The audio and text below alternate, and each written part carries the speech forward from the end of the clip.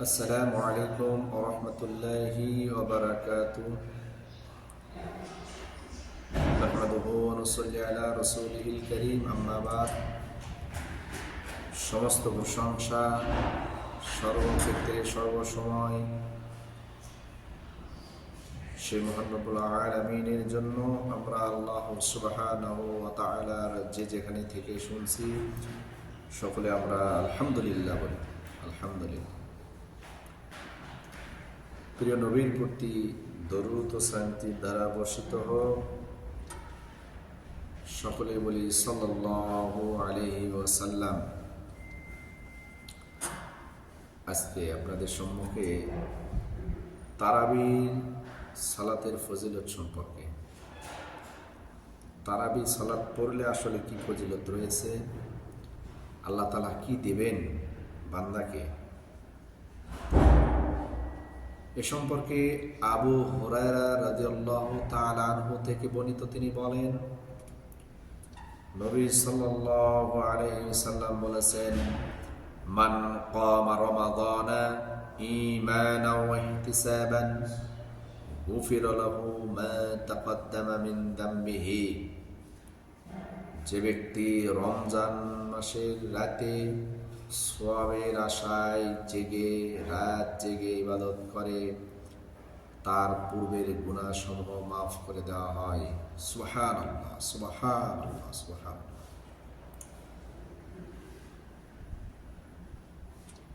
আবু হুরায়রা রাদিয়াল্লাহু তাআলা আনহু থেকে বর্ণিত, তিনি বলেন, আমি রাসূল সাল্লাল্লাহু আলাইহি সাল্লামকে রমজান সম্পর্কে বলতে শুনেছি। তিনি বলেন, মান কামা ঈমানাও ওয়া ইহতিসাবান গুফিরা লাহু মা তাকদ্দামা মিন যামবিহি।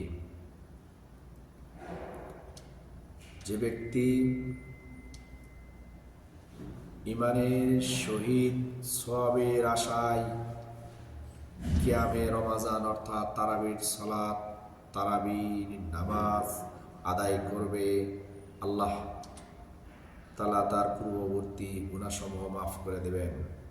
অর্থাৎ তারাবির সালাত পড়লে আল্লাহ তাআলা তার পূর্বের গুনাহসমূহ ক্ষমা করে দেবেন। সুবহানাল্লাহ, সুবহানাল্লাহ, সুবহানাল্লাহ, সুবহানাল্লাহ।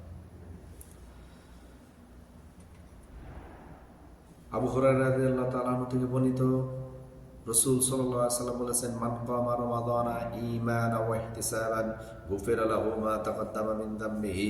ক্বালা ইবনু শিহাব ফাতওয়াফিয়া রাসূলুল্লাহ সাল্লাল্লাহু আলাইহি ওয়াসাল্লাম ওয়াল আমরু আলা যালিকা সুম্মা কানা আমরু আলা যালিকা ফি খিলাফাতি আবু বকর ওয়া সাদরান মিন খিলাফাতি উমর রাদিয়াল্লাহু আনহুমা। যে ব্যক্তি ঈমানের সাথে সওয়াব লাভের আশায় তারাবির সালাতে দাঁড়াবে, তার পূর্ববর্তী গুনাহসমূহ ক্ষমা করে দেওয়া হবে। হাদিসটি বর্ণনাকারী ইবনু শিহাব রাহিমাহুল্লাহ বলেন, রাসূল সাল্লাল্লাহু আলাইহি ওয়াসাল্লাম ইন্তেকাল করেন এবং তারাবির ব্যাপারটি এভাবেই চালু ছিল। এমনকি আবু বকর রাদিয়াল্লাহু তাআলা আনহুর খিলাফত কালে ও ওমর রাদিয়াল্লাহু তাআলা আনহুর খিলাফত কালে প্রথম ভাগের উপরই ছিল। সুবহানাল্লাহ। হাদিসটি সহিহ বুখারী হাদিস, সহিহ মুসলিম, সহিহ বুখারী 2008 নম্বর হাদিস, সহিহ মুসলিম 759 নম্বর হাদিস।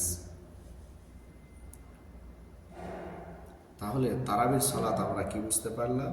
তারাবির সালাত অনেকেই আমরা অবহেলিত করি, অবহেলা করি, ছেড়ে দিই, বাদ দিই, অলসতা করি। কিন্তু এর ফজিলত মাশাআল্লাহ অনেক বড়। কারণ এই তারাবির সালাত পড়লে আল্লাহর নবী বললেন যে আল্লাহ তাআলা তাকে পূর্বে অনেক গুনাহ, সগীরা গুনাহ আল্লাহ তাআলা তাকে মাফ করে দেবেন। সুবহানাল্লাহ, সুবহানাল্লাহ। আমাদের চলতে ফিরতে উঠতে বসতে অনেক সগীরা গুনাহ হয়ে যায়, অনেক সগীরা গুনাহ, চোখের গুনাহ, কানের গুনাহ, মুখের গুনাহ, চলার গুনাহ, বিভিন্নভাবে সগীরা গুনাহ, কথা বলতে গেলে সগীরা গুনাহ, বিভিন্নভাবে সগীরা গুনাহ হয়ে যায়, আল্লাহ তাআলা এলে মাফ করে দেবেন। তারাবির সালাত, আল্লাহ তাআলা আমাদের সকলকে এই ফজিলত পূর্ণ আমল করার তৌফিক দান করুন। এই ফজিলত পূর্ণ আমল করে আল্লাহ তাআলা কাছে আমরা যেন পূর্বের গুনাহগুলো মাফ করে নিতে পারি, সেই তৌফিক যেন আল্লাহ দান করেন। আল্লাহ তাআলা সকলকে, মুসলিম জাতিকে, সকল মুমিন বান্দাকে আল্লাহ এই আমল করার তৌফিক দান করুন। ইনশাআল্লাহ পরবর্তী আপনারা বিষয় শুনবেন, শেয়ার করবেন, কমেন্ট করবেন, বিভিন্ন বিষয় কমেন্ট করবেন, বিভিন্ন বিষয়ে জানার থাকলে কমেন্ট করবেন। ইনশাআল্লাহ সেই বিষয়ে আপনাদের সম্মুখে আমি তুলে ধরব। অবশ্যই আপনারা কমেন্টে জানাবেন। আসসালামু আলাইকুম।